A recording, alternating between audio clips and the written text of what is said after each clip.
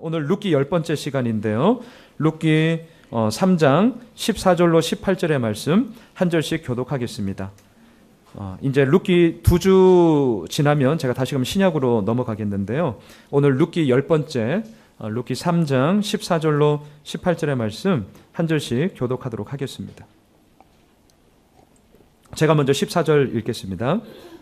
룻이 새벽까지 그의 발치에 누웠다가 사람이 서로 알아보기 어려울 때에 일어났으니 보아스가 말하기를 여인이 타작마당에 들어온 것을 사람이 알지 못하여야 할 것이라 하였음이라.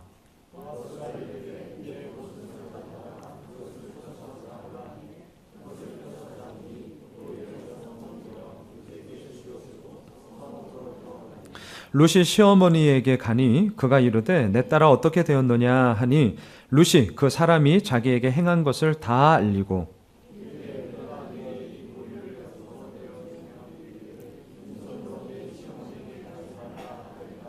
함께 읽을까요? 이에 시어머니가 이르되 내 딸아 이 사건이 어떻게 될지 알기까지 앉아 있으라. 그 사람이 오늘 이 일을 성취하기 전에는 쉬지 아니하리라 하니라. 아멘. 한밤중에 그것도 남성들의 세계였던 타작마당에 이 유력한 자 보아스와 현숙한 여인 룻의 만남이 바로 그곳에서부터 이루어지고 있습니다.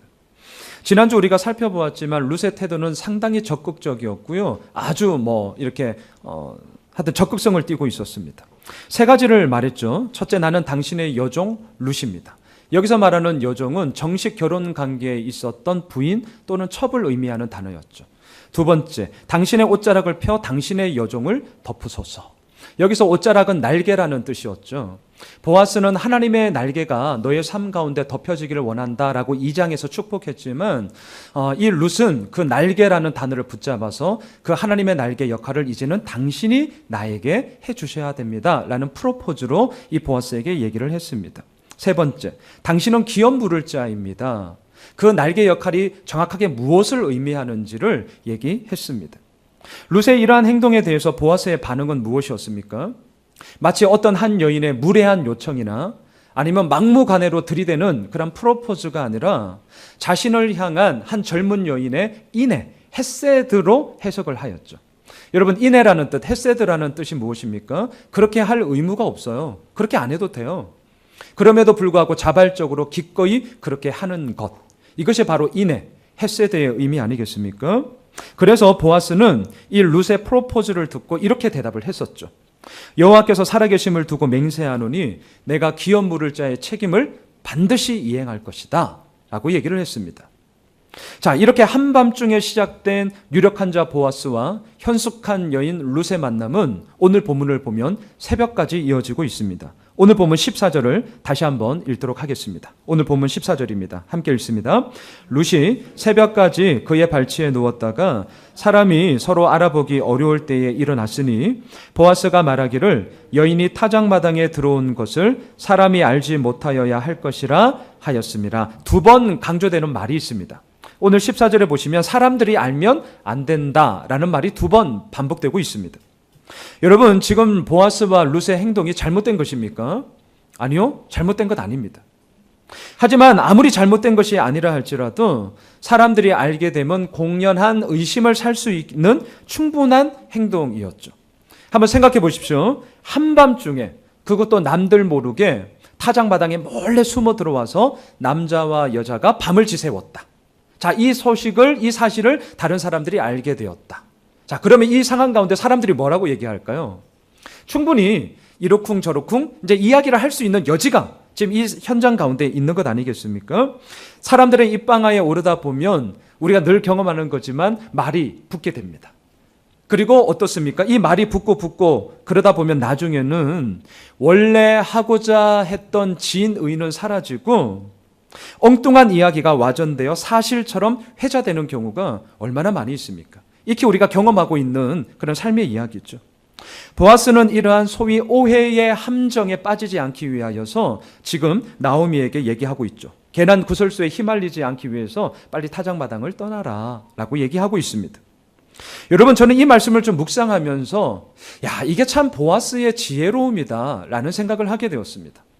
이런 거 있잖아요. 새벽에 떠나는 게 뭐가 그렇게 중요하지? 뭐 어때? 우리가 잘못한 것도 없는데 뭐 아무 때나 가면 어때? 라고 얘기할 수 있죠. 그런데 오늘 본문을 보면 볼수록 오해를 피하는 것, 아니면 다른 사람들이 꺼리는 것을 내가 자제하는 것, 이게 참 중요하다라는, 이게 지혜로움이구나 라는 생각을 하게 되는 것이죠. 가끔 이런 말을 듣습니다. 남들이 뭐라고 하든 내가 오르면 됐지 뭐 이런 얘기들. 남들 상관없어, 나만 오르면 됐지. 네, 한편으로는 그 부분에 대한 분명한 자기 확신, 소위 자기 소신을 가지고 흔들림 없이 나아간다는 측면에 있어서는 저 응원합니다. 네, 그거 있어야죠. 남들이 어떻게 하든, 앞서 우리가 찬양한 것처럼 세상 흔들리고 사람들 다 변하여도 나는 주님을 섬기리. 네, 하나님의 분명한 뜻이 내 삶 속에 있다면 그거 붙잡고 나아가는 거죠. 그런 측면에 있어서는 저 얼마든지 지지하고 저 역시 그렇게 살아갈 것입니다. 하지만 한편으로 이런 생각도 하게 되죠. 내가 오르면 됐지 라는 이 마음만큼 남들이 뭐라고 하느냐라는 그 소리에 대해서 한편으로는 들을 귀를 갖고 있는 것 어떨까요? 내가 오르면 됐지라고 하는 것만큼 남들이 하는 소리에 내가 들을 수 있는 귀가 있다는 것. 이것은 내 의견이 틀릴 여지가 있어서도 그러하지만 더 중요한 것이 있습니다. 그 이야기를 하고 있는 사람들에 대한 그 영혼, 그 사람이 더 중요하기 때문인 것이죠. 내가 아무리 오르면 무엇합니까? 나의 오름으로 인하여서 주변에 있는 사람들이 상처받고 시리에 빠지고 좌절하고 떠난다면 그 오름의 의미를 다시 한번 되새겨 봐야 하는 것 아니겠습니까? 사도 바울은 이러한 믿음의 원리를 고린도 교회에 편지를 쓰는데 어떤 상황이었냐면 우상의 제물을 먹어야 되느냐 말아야 되느냐 시끄러운 가운데 바로 이 원리를 적용하더라고요. 여러분 앞에 스크린을 한번 보시죠. 고린도전서 8장 8절과 9절의 말씀인데요. 우리 함께 읽겠습니다. 시작. 음식은 우리를 하나님 앞에 내세우지 못하나니 우리가 먹지 않는다고 해서 더 못 사는 것도 아니고 먹는다고 해서 더 잘 사는 것도 아니니라. 그런즉 너희의 자유가 믿음이 약한 자들에게 걸려 넘어지게 하는 것이 되지 않도록 조심해라. 한마디로 뭐죠? 우상의 제물 먹어도 된다는 겁니다. 왜냐하면 음식이 우리를 하나님 앞에 드러내는 믿음의 판단의 도구로서, 믿음의 기준으로서 음식이 서 있지 않기 때문이라는 거죠. 명절에 제사상에 차려진 음식 먹지 않는다고 해서 우리의 믿음이 훨씬 더 좋아지고 그 제사상에 차려진 음식을 먹는다고 해서 믿음이 확 떨어지고 이게 아니라는 거예요. 뭘 먹느냐, 김치찌개 먹느냐, 된장찌개 먹느냐, 이게 중요한 것이 아니라는 거예요. 왜? 우리가 먹은 음식 자체가 우리의 믿음을 판단하는 기준이 아니기 때문이라는 거죠. 근데 중요한 게 있어요. 자, 중요한 게 있습니다. 하지만 우리가 가지고 있는 이러한 믿음의 자유함이 혹시라도 다른 사람들에게 걸림돌이 된다면 뭐라 그러죠? 그때는 먹어도 된다, 안 된다? 먹으면 안 된다는 거야. 자, 이게 중요한 거예요. 이게 포인트인 거죠. 제가 만약에 제사상에 차려진 음식을 막 열심히 맛있게 막 먹고 있었어요. 근데 그 모습을 본 어떤 한 집사님이 저에게 막 정색을 하면서 오시는 거예요. 아니, 목사님이 이렇게 제사상에 차려진 음식 이렇게 맛있게 먹어도 되는 거예요? 이렇게 저에게 아주 막 심려 어린 얼굴로 그렇게 얘기를 했다. 그리고 그 얘기를 제가 들었다. 그럼 이제 제가 어떻게 해야 되는 거예요? 숟가락을 이렇게 이제 놔야겠죠. 그리고 제가 정중하게 얘기할 겁니다. 집사님 죄송해요. 제가 부족해서 제 이 모습 때문에 너무 집사님에게 심려를 끼쳐드렸군요. 너무 죄송해요. 근데 배는 꼬르륵 거렸기 때문에 다른 맛있는 밥을 시켜서 제가 밥을 먹을 거예요. 그리고 나서 나중에 우리 이 집사님한테 이제 신방을 가는 거죠. 그리고 고린도전서 8장 말씀을 딱 펴놓고 말씀이 뭐라고 얘기하는지 그때 충분히 나누면 되는 것이겠죠. 자, 제가 말하고자 하는 포인트가 이겁니다. 사도 바울이 우상의 제물 문제를 놓고 말하고자 하는 게 뭐죠? 우상의 제물 자체가 중요한 게 아니에요. 이건 먹어도 되고요, 안 먹어도 돼요. 상관없어요. 괜찮습니다. 더 중요한 게 뭔 줄 아십니까? 이 문제가 다른 누군가에게 걸림돌이 된다면 먹지 말라는 거죠. 초점이 어디에 있습니까? 그 한 영혼에 초점이 있는 것이죠. 한 영혼이 예수 그리스도 앞에 온전히 서는 것이 무엇보다도 중요하기 때문에 사도 바울은 이렇게 우리들에게 얘기하고 있습니다. 지금은 돌아가셨지만 신부님이자 기독교 영성 신학자였던 헨리 나우엔이라는 분이 계십니다. 헨리 나우엔. 그분이 긍휼이라는 책을 썼는데요. 그 대목 가운데 이런 것이 있었습니다. 긍휼이 무엇인가? 누군가의 죄와 아픔을 이해하고 무조건 받아들이는 것이 긍휼 아니다. 이거 잘 들으셔야 됩니다. 다시요. 긍휼이 무엇인가? 누군가의 죄와 아픔을 이해하고 무조건 받아들이는 것이 긍휼 아니라는 거예요. 그럼 긍휼은 도대체 뭐냐? 그 사람의 죄와 아픔으로 인하여서 그 영혼이 하나님께로 나아가기를 원하는 구원으로 인도되기를 간절히 바라는 마음. 그게 진짜 긍휼함이라는 거죠. 여러분 포인트가 보이십니까? 초점이 보이십니까? 그 사람을 무조건 받아들이는 것이 긍휼이 아니라 그 한 영혼이 예수 그리스도 앞에 온전히 서 있게끔 하는 그 마음이 진정한 긍휼이라는 거죠. 여러분 기독교의 이 믿음과요, 소위 인간의 그 휴머니즘, 박애는 다릅니다. 출발이 다릅니다. 그리고 그 끝이 다릅니다. 우리가 말하는 그 믿음의 출발지요 종착지는 어디입니까? 예수 그리스도를 향한 그 복음으로 말미암아 우리들의 영혼의 구원이죠. 영혼 구원이 오늘도 우리가 지향하며 나아가야 할 우리의 목적이요, 또한 그것을 위하여서, 또한 그것을 통하여서 우리가 이 땅 가운데 그 구원을 흘려보내게 되는 거죠. 하지만 휴머니즘은 뭐죠? 때로는 모든 것을 무조건 받아들이는 거죠. 무조건 받아들이는 것. 이 차이에 대해서는 우리가 좀 세밀하게 살펴볼 필요가 있습니다. 자, 여하튼 보아스와 룻 오늘 본문에 보면 잘못한 것 없습니다. 못된 짓 한 것도 아닙니다. 하지만 아무리 잘못된 것이 아니라 할지라도 사람들의 공연한 의심을 살 필요가 없는 것이죠. 괜한 구설수에 올라서 뭐 이러쿵저러쿵 이렇게 들을 필요가 없는 것이죠. 자, 그래서 사람들이 알아보기 전에 타작마당을 떠나라고 얘기합니다. 15절을 보실까요? 오늘 본문 15절 우리 함께 읽도록 합시다. 읽겠습니다. 보아스가 이르되 내 겉옷을 가져다가 그것을 펴서 잡으라 하매 그것을 펴서 잡으니 보리를 6번 대어 룻에게 지워주고 성읍으로 들어가니라. 다른 사람들에게 들키면 좋을 것 없는 상황 가운데서도 보아스는 지금 어떻게 합니까? 그냥 보내지 않습니다. 룻의 겉옷에다가 보리를 6번이나 대어서 퍼주고 있습니다. 생각해 보았습니다. 저 같으면 어떻게 했을까? 여러분들 같으면 이 상황 가운데 어떻게 하시겠습니까? 사람들에게 들키면 뭐 좋을 것 없으니까 빨리 가라고 재촉하지 않겠습니까?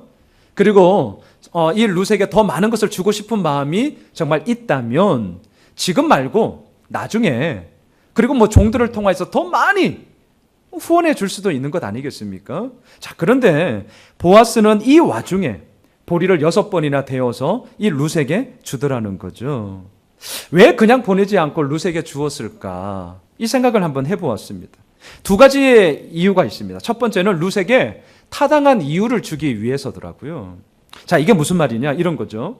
지금까지는 사람들의 눈에 띄지 않았습니다. 그래서 지금 사건이 이렇게 잘 이루어지고 있습니다. 새벽입니다. 새벽은 이제 해가 뜨면서 어느 누군가의 모습이 바로바로 이제 발견될 수 있는, 찾아볼 수 있는, 알아볼 수 있는 그런 시간대이죠. 자, 그때 사람들이 베들레헴 성으로 들어가고 있는 룻을 보았다면 사람들은 좀 의아할 것입니다. 왜냐하면 생각해 보세요. 그 새벽녘에 성 안에서 성 밖으로 걸어 나온다면 사람들은 이렇게 얘기하겠죠. 와, 룻 정말 부지런하다.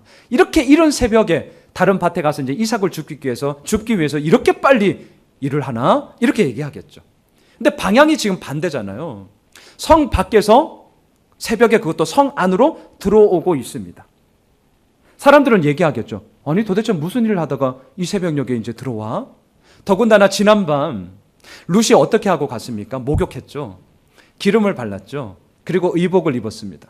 물론 여기서 말하는 의복은 오늘날의 웨딩드레스와 같지는 않습니다. 그들이 평상적으로 입고 있던 겉옷이었습니다. 하지만 분명한 것은 깨제제하지는 않았다는 거죠. 뭔가 준비된 모습으로 그래도 밤을 샜으니까 약간은 좀 피곤기는 있겠지만 그래도 깨제제하지는 않았을 거예요. 그런 모습으로 성 밖에서 성 안으로 간다?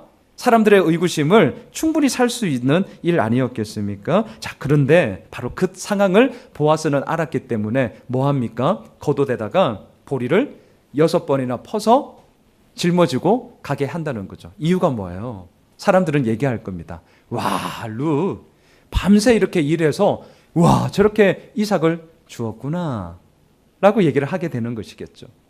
저는 이 부분을 좀 묵상하면서 그리스도인이란 어떤 사람일까 이 생각을 하게 되었어요. 그리스도인이란 어떤 사람일까?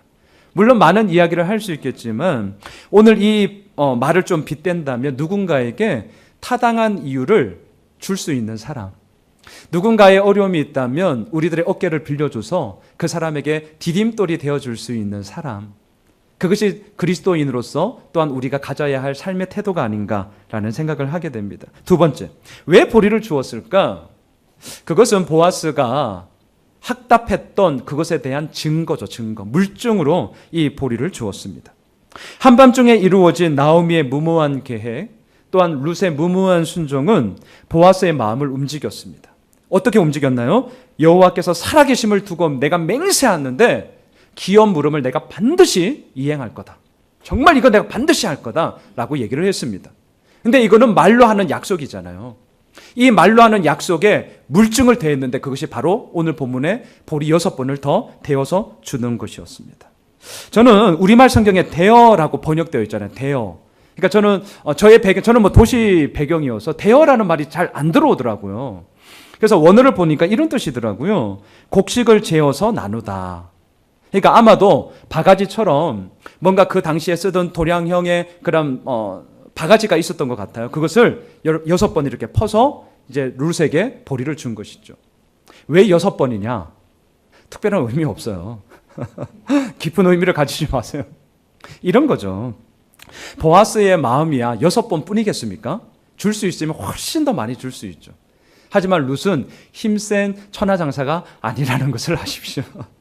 힘센 천하장사가 아닙니다. 이 젊은 여인이 짊어지고 갈 만한 가장 적당한 양이 6번 이렇게 되어서 주었던 것 뿐이죠. 그리고 베들레헴 성으로 이제 룻은 들어갑니다. 자, 한편 며느리를 타작마당으로 그렇게 보내고 나서 시어머니 나오미의 마음은 어떠했겠습니까? 이렇게 긴 밤이 이제 지새우면서 나오미 역시 어떻게 이 일이 이루어졌을까 아주 노심초사했을 것입니다. 한번 생각해 보세요. 타작마당으로 내려가는 길에 다른 사람들에게 발각이 되지는 않았는지, 그리고 또 보아스와 잘 만났을 건지, 잘 숨어 있는지, 보아스와 만나고 얘기를 나눴다면 기업 물음에 대한 결론을 좀 잘 도출했는지 뭐 무지하게 궁금했겠죠. 나오미 역시 지난 밤이 너무나 길었고 걱정과 염려, 한편으로는 설레임과 기대가 오고 가는 그런 긴장의 연속이었을 것입니다. 자, 이러한 정황 가운데 저는 오늘 본문의 초점을 나오미와 룻에 대하여서 나오는 좀 3가지 키워드를 좀 더 붙잡으려고 합니다. 첫 번째, 네가 누구냐라는 거예요. 두 번째, 빈손으로 가지 말라. 세 번째, 앉아 있으라요. 자, 먼저 16절을 보십시오. 16절. 오늘 보면 16절인데요. 함께 읽습니다. 시작. 룻이 시어머니에게 가니 그가 이르되 내 딸아 어떻게 되었느냐 하니 룻이 그 사람이 자기에게 행한 것을 다 알리고. 자, 며느리 룻이 드디어 새벽에 들어왔어요. 그러니 나오미가 첫 마디가 뭡니까? 내 딸아 어떻게 됐니? 네, 이 말에 우리는 100% 공감하죠. 얼마나 궁금했겠습니까? 어떻게 이루어졌는지, 어떤 결론이 났는지 얼마나 궁금했어요. 그러니까 야 어떻게 된 거야? 이렇게 묻게 된 거죠. 근데 우리말 성경에는요, 내 딸아 어떻게 되었느냐 이렇게 번역이 되어 있지만 원어 성경을 보니까 완전히 다른 말이었습니다. 완전히 다른 말. 그게 뭐냐면 내 딸아 너는 누구냐? Who are you? 로 되어 있더라고요. 말씀을 묵상하는데 이게 이제 많이 어려웠어요. 저 개인적으로 좀 많이 어려웠습니다. 이 말을 얼핏 들으면 뭔가 안 맞습니다. 자, 내 딸아 그 상대에 대해서 아는 거잖아요. 룻이라는 걸 뻔히 아는 거잖아요. 근데 네가 누구냐? 이렇게 묻고 있다는 거야. 네가 누구냐? 자, 몰라서 묻는 거, 누군지 몰라서 묻는 것도 아니고 룻인 걸 뻔히 알고 있으면서도 왜? 네가 누구냐? Who are you? 네가 누구냐? 라고 묻는다는 거예요. 왜 그렇게 물으냐라는 것이죠. 먼저 이렇게 좀 정리를 하고 가면 좋겠는데요. 룻의 존재, 룻의 신분, 룻의 정체에 대한 질문이라는 거죠. 다시 말할게요. 나오미가 무모한 계획을 세웠던 그 이유를 한번 잘 생각해 보십시오. 나오미가 왜 무모한 계획을 세웠냐라는 거죠. 그것은 보아스가 기업 물을 자이고 그 기업 물음이 보아스를 통하여서 또한 보아스와 결혼을 통하여서 이루어져야 된다라는 분명한 목적이 있었기 때문에 지금 타작마당에 보낸 것입니다. 자, 그렇기 때문에 네가 누구냐? 내 딸아 네가 누구냐? 라고 하는 이 말은 이렇게 바꿀 수 있겠죠. 보아스의 아내가 그 기업 물을 자 보아스를 통하여서 이제 너의 신분이 보아스의 아내 맞니? 보아스의 아내로서 너의 정체가 앞으로 이루어질 것 맞니? Who are you? 너의 존재, 너의 정체가 도대체 뭐니? 라는 근본적인 룻을 향한 질문을 던지고 있는 것입니다. 여러분, 가끔 우리가 살면서 이러한 질문을 우리 역시 던질 때 있지 않습니까? 저 그럴 때 많거든요. 이렇게 거울 보면서 양순우 너 누구냐? 아유 참 잘생겼네. 너 누구냐? 뭐 이런 식으로 가끔 이렇게 종종 너 누구냐라는 것을 던져볼 때가 있습니다. 목사라는 타이틀이 때로는 너무 빨리 저 자신을 대변할 때가 참 많습니다. 때로는 목사라는 타이틀을 내세우면서 여전히 저의 못난 자아와 또한 욕심이 그 목사라는 타이틀 뒤에 이렇게 숨어 있을 때도 있습니다. 분명한 방향을 못 잡고 헤맬 때도 있고요. 어떤 일을 하긴 하지만 그 일에 대한 분명한 이유가 저 가운데 없어서 클리어하지 않아서 참 힘들 때도 있습니다. 때로 이런 거 있잖아요. 다른 교회는 이런 것도 하던데, 그래요? 그럼 우리도 한번 해볼까요? 네, 할 수도 있죠. 하지만 때로는 이렇게 진행하는 데 있어서 제 속에 명확한 이렇게 이유가 되지 않고 그냥 단지 남들이 하니까, 단지 다른 교회가 하니까, 뭐 이렇게 보기 좋으니까 그것이 저를 움직이지는 못하더라고요. 하긴 하는데 제 속에 그 분명한 이유가 없으면 반드시 저는 좀 채요. 제 마음속에 딱 채하게 되더라고요. 그럴 때 저 자신에게 묻는 질문이 뭐냐면 Who are you? 너 누구냐? 저 그렇게 묻거든요. 도대체 너 누구냐? 이 질문 앞에 시간을 가지고 저 자신을 돌아보면 반드시 도착하는 지점이 있습니다. 반드시 도착하는 지점. 자, 그게 뭐냐면 하나님께서 주셨고요. 지금도 하나님께서 이끌고 계시고요. 하나님과의 관계에서부터 나의 나됨이 반드시 시작되어지는데 여기에 내가 온전히 뿌리를 두지 못하고 있었구나 라는 것을 저는 깨닫게 되더라고요. 여러분, 우리의 삶 속에 이루어지는 모든 문제의 그 근원은 단지 현상적으로 피상적으로 보이는 현상의 이야기에 머물지 마십시오. 반드시 그 안에 뿌리가 있습니다. 뿌리. 그 뿌리를 보셔야죠. 그 뿌리가 뭐냐? 저는 이렇게 말씀을 드리고 싶습니다. 하나님과 나와의 관계에서부터 이루어지는 나의 나됨에 대한 분명한 답이 흔들릴 때 너는 누구냐라는 이 질문에 대해서 다른 답들이 마치 정답인 양 우리의 삶을 엉클어지게 만들다는 거죠. 창세기 3장을 보면 아담과 하와가 선악과를 따먹습니다. 하나님의 말씀에 불순종합니다. 바로 그때 하나님이 뭐라고 질문하시죠? 앞에 스크린을 한번 보시죠. 창세기 3장 9절과 10절인데요. 우리 함께 읽겠습니다. 시작. 여호와 하나님이 아담을 부르시며 그에게 이르시되 내가 어디 있느냐? 이르되 내가 동산에서 하나님의 소리를 듣고 내가 벗었으므로 두려워하여 숨었나이다. 하나님은 범죄한 아담을 향해 묻습니다. 다른 것 안 물어요. 뭐라고 묻죠? 네가 어디 있느냐? 어디 있는지 장소에 대한 개념이 아니잖아요. 어디 있는지 장소를 묻는 게 아니죠. 뭘 묻는 거죠? 아담이 있어야 할 바로 그 자리를 떠나서 범죄한 이 아담에 대한 하나님의 질책이었죠. 아담이 있어야 했던 자리, 또 아담이 있던 자리, 그 자리는 어떤 자리입니까? 하나님을 너무나 즐거워하던 자리 아닙니까? 하나님 저 여기 있습니다 라고 기뻐하던 자리 아닙니까? 두 남녀가 벌거벗었지만 전혀 부끄러움 없이 둘이 한 몸이 되어 하나님이 주신 그 기쁨과 감사함으로 가정을 일구어 나갔던 그 자리 아닙니까? 근데 그 자리를 벗어나자마자 모든 삶의 엉클어짐들이 이루어지면서 관계가 깨지면서 하나님과 나와의 하나 되었던 관계가 깨지고 나와 너와의 관계가 깨어짐으로 말미암아 죄악의 더러움들이 우리의 삶에 이루어져 나가는 그 암울함들을 보게 되는 것이죠. 바로 그때 하나님께서 묻는 겁니다. 네가 어디 있느냐?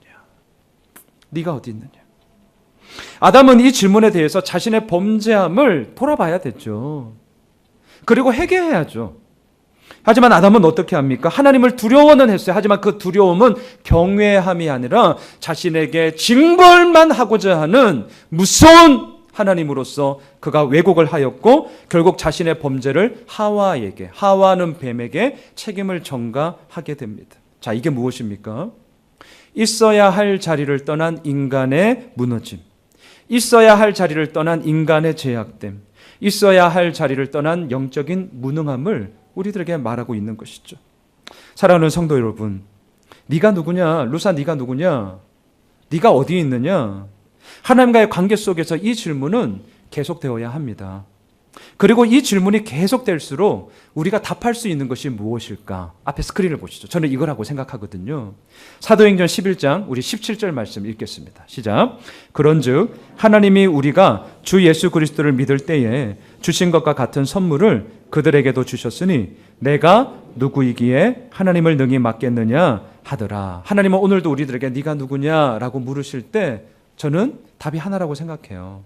내가 누구이기에. 내가 누구이기에.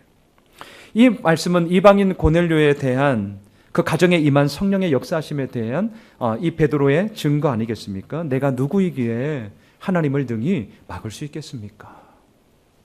여러분, 이 땅에 많은 사람들은 내가 누군데 이렇게 살고 싶어 하죠. 이 뉘앙스를 하시겠죠. 내가 누군데?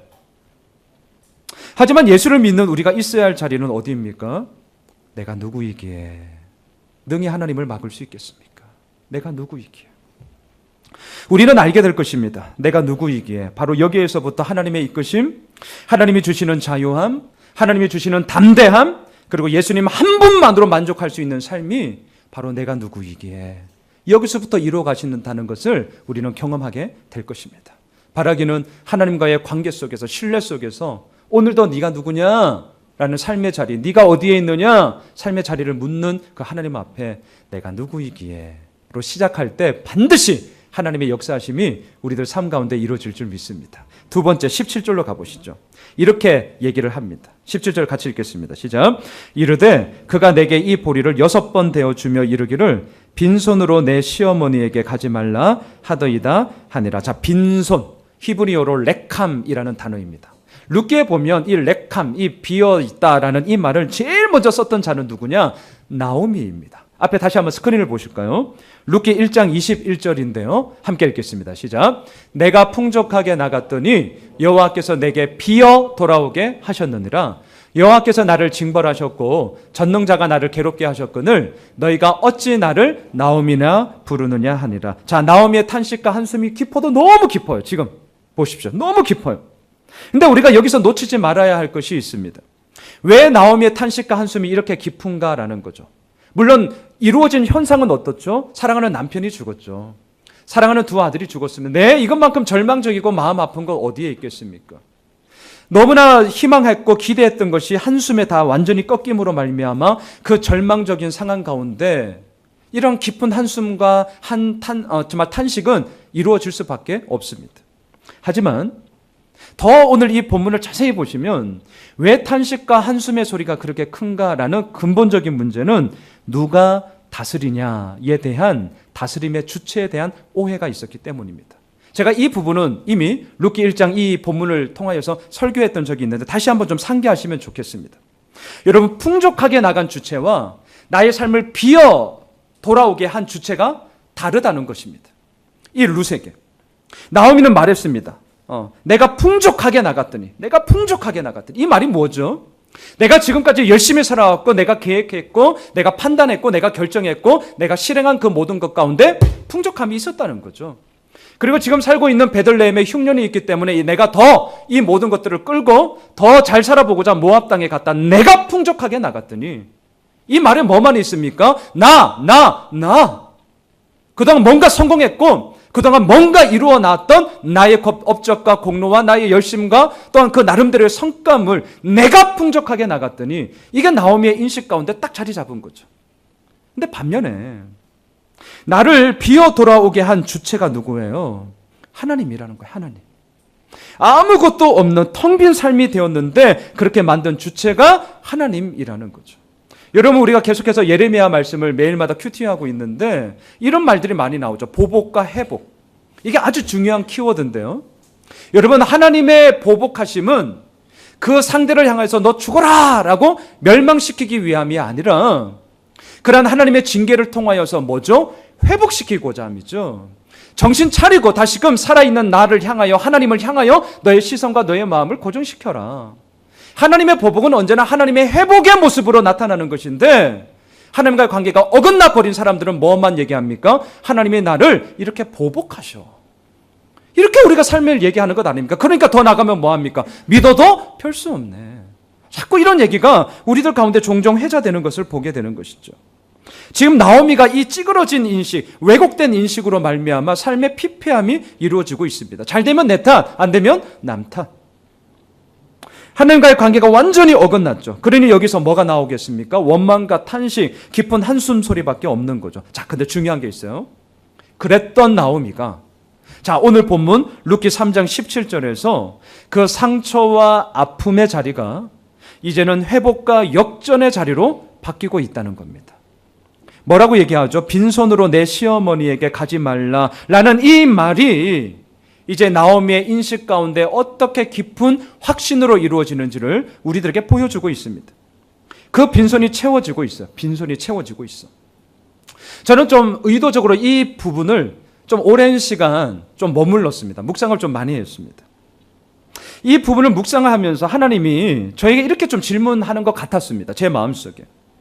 나오미의 인생이 나오미의 본인 말처럼 정말 빈손으로 끝나더니 예수를 믿고 있는 너의 인생 가운데 정말 빈손으로 끝날 것 같니? 이렇게 저에게 질문하시는 것 같았습니다. 여러분은 이 질문에 대해서 뭐라고 대답하시겠습니까? 정말 예수 그리스도를 믿는 우리들의 인생 가운데 정말 빈손으로 끝나게 만들 것 같습니까? 많은 분들은 이러한 질문에 대한 답으로요, 이렇게 돼야 하는데 라는 소위 자기 생각과 자기 그림이 있습니다. 대부분 보면 뭐냐면 이런 거죠. 어려움이나 궁핍함이나 아픔이나 상처, 이런 것들이 전혀 없는 것들. 더 제가 좀 더 노골적으로 말한다면 그냥 이 땅에서 잘 먹고 잘 사는 것. 이게 빈손으로 가지 말라라는 이 말에 대한 그림으로 우리가 이해할 때가 상당히 많이 있음을 보게 됩니다. 소위 이제 기복적인 거죠. 내 복을 구하는 것은 중요하지만 그 복의 의미가 무엇인지가 더 중요한데 이게 이제 자꾸 헷갈리기 시작하는 거죠. 근데 그게 문제라는 거예요. 문제가 거기서부터 시작하거든요. 여러분, 우리는요, 날마다 예수 그리스도의 복음 앞에 세우지 않으면 어떻게 되는 줄 아십니까? 그 자리 그대로 있는 게 아니라 기복적인 신앙으로 이렇게 빽합니다. 빽. 이걸 잘 보셔야 됩니다. 오늘 본문만 잘 봐도 이러한 우리들의 연약함을 잘 알게 돼요. 뭐냐면, 자, 빈손으로 내 시어머니에게 가지 말라라고 하면서 보아스가 룻에게 볼이 6번 되어서 주었습니다. 6번이에요, 6번. 6번 되어 줬다고요. 다시 말할까요? 이것은 며칠 동안, 길면 몇십일 동안 먹을 수 있는 일용할 양식이지 한평생 내 미래를 담보할 수 있는 일평생 양식이 아닙니다. 중요합니다. 내 며칠, 길면 몇십일 살아갈 수 있는 일용할 양식이지 내 미래를 담보하고 장담할 수 있는 일평생 양식이 아니라는 거예요. 그런데도 불구하고 빈손으로 가지 말라 이런 말씀을 들을 때 우리는 자꾸 무슨 생각을 하느냐? 내 미래가 안정적으로 확보되어지고 내가 뭔가를 내 삶을 담보해주는 일평생 양식으로 우리가 자꾸 여기게 된다는 것입니다. 이걸 계속 추구하니까 어떻습니까? 만족함 없죠. 이런 걸 계속 추구하니까 어떻습니까? 기쁨이 없습니다. 배부름이 없습니다. 자유함이 없습니다. 담대함이 없습니다. 예수님 한 분만으로 만족합니다라고 말은 하지만 정말 우리들의 마음부터 우리들 생각부터 그 만족함이 사실은 진짜 힘이 되지 못하는 것을 얼마나 우리는 경험합니까? 여러분, 여기서 빈손으로 가지 말라라는 이 말의 포인트는요, 네가 필요한 거 내가 앞으로 다 책임져 줄 테니까 마음껏 해라는 채움의 의미가 아닙니다. 여기서 말하는 포인트는 뭐냐면 빈손으로 가지 말라라고 그 말을 하고 있는 분이 하나님이신데 그 하나님과 당신과 나와의 관계 속에서 얼마나 그 하나님을 신뢰하고 있느냐. 그 하나님에 대한 신뢰가 이 말에 대한 포인트인 거죠. 여러분, 우리가 창세기 보면 하나님이 아브라함을 부르십니다. 너는 본토 친척 아비 집을 떠나 내가 너에게 지시할 땅으로 가라. 구체적인 지도를 주지 않습니다. 타임 스케줄 주지 않습니다. 언제 가야 되는지 어떻게 해야 되는지 how to에 대한 방법도 없습니다. 그런데 아브라함은 떠나잖아요. 왜입니까? 왜?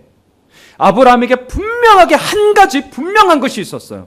그게 뭐냐면 지금 내게 이렇게 말씀하시는 하나님, 다시 말하면 내가 누구와 함께 오늘을 걸어가야 하는지에 대한 분명한 믿음이 있었기 때문이죠. 다시요. 어떻게 해야 되는지 몰라요. 뭘 어떻게 해야 되는지 몰라요. 언제 가야 되는지 몰라요. 어디로 가야 되는지는 더더욱 몰라요. 하지만 분명한 것은 내가 오늘 누구와 함께 해야 되느냐라는 것에 대한 분명한 믿음이 있었죠. 그렇기 때문에 어떻습니까? 본토 친척 아비 집을 떠나 하나님께서 이끄시는 땅으로 걸어갔던 것을 알게 됩니다. 사랑하는 성도 여러분, 우리의 인생은 결코 빈손으로 끝나지 않습니다. 한낱 인간에 불과한 보아스도 나오미와 룻, 이 두 가부에 대한 텅 빈 삶을 그대로 내버려 두지 않겠다고 얘기하는데, 하물며 이 우주 만물을 창조하신 하나님께서 예수 그리스도를 믿는 우리들의 인생을 빈손으로 어찌 끝나게 내버려 두시겠냐는 거죠. 앞에 스크린을 한번 보시죠. 우리가 수요일날 큐티했던 말씀인데 이 부분에서 이 말씀이 딱 생각이 났어요. 예레미야 49장 19절 말씀 함께 읽겠습니다. 시작. 보라, 사자가 요단강의 깊은 숲에서 나타나듯이 그가 와서 견고한 처소를 칠 것이라.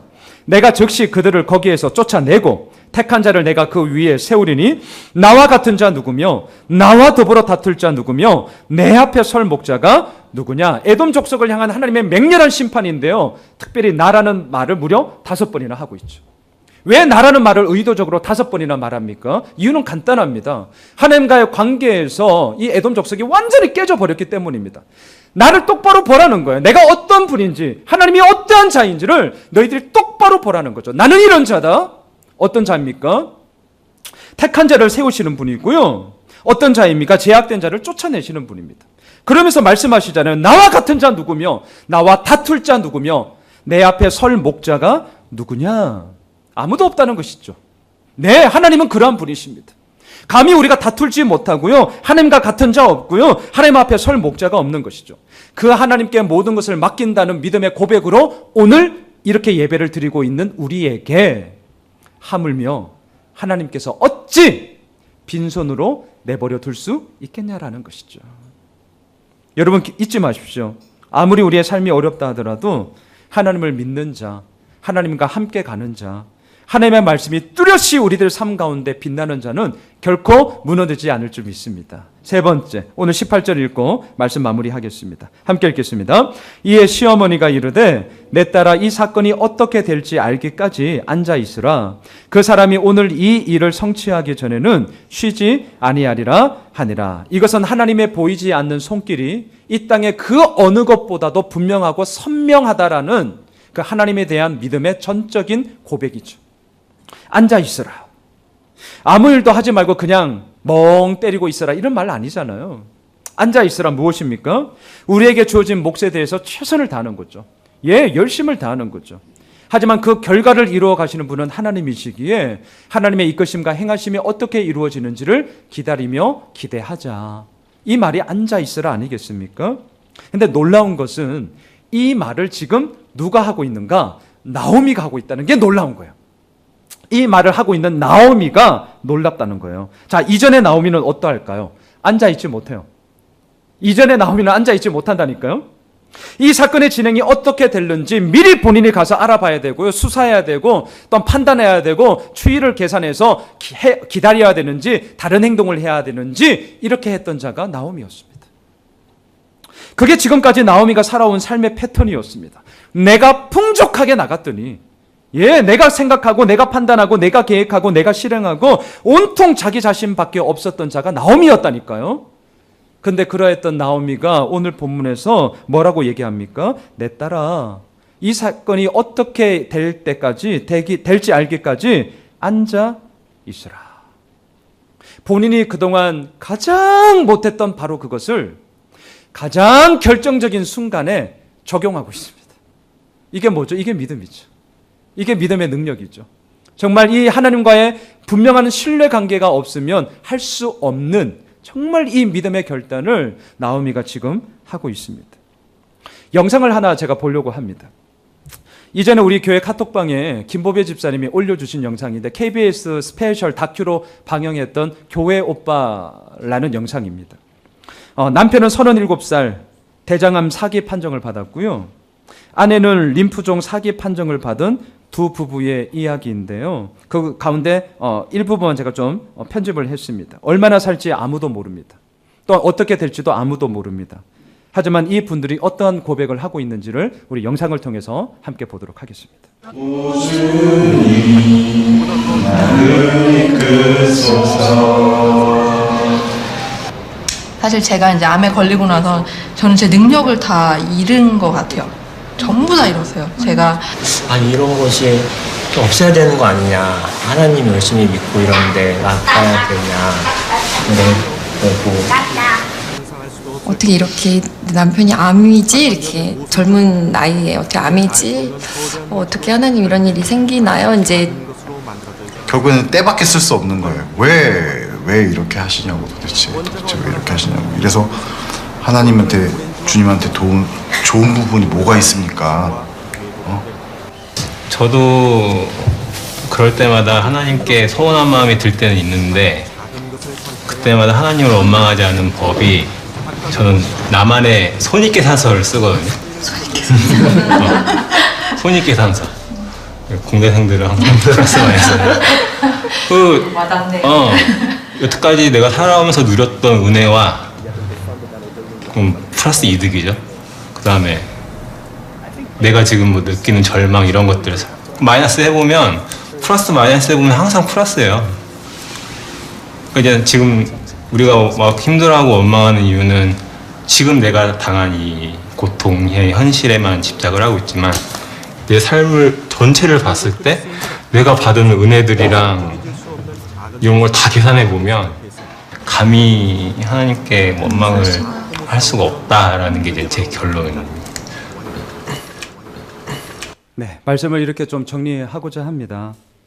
모든 상황이 좋을 때는 정말 누구든지 믿음을 이야기할 수 있더라고요. 모든 상황이 좋을 때는. 하지만 빈손의 상황을 맞이하면 아무나 믿음을 이야기하지는 않더라고요. 때로는 남들보다 더한 대적으로 우리의 모든 상황과 환경을 힘들게 할 때도 있는 것을 보게 됩니다. 여러분, 정말 하나님의 은혜란 무엇일까요? 제가 목사라서 하는 이야기가 아니라 정말 하나님을 믿는 저도 한 사람으로서 진짜 하나님의 은혜는 무엇일까요? 예, 암 낳으면 기적 맞습니다. 기적이죠. 하지만 암 낳지 않는 사람이 더 많습니다. 그리고 더 중요한, 우리 언젠가 죽습니다. 하나님 부르시는 그날이 있습니다. 정말 중요한 게 무엇입니까? 암이 낫느냐 낫지 않느냐, 그것을 뛰어넘는 하나님과의 신뢰의 관계 속에서 오늘 내가 누구와 함께 걸어가느냐죠. 오늘 이 본문에서 하나님께서 우리들에게 말씀하십니다. 네가 누구냐? 예수님과 함께 걸어갈 때 네가 누구냐? 이 질문 앞에 내가 누군데?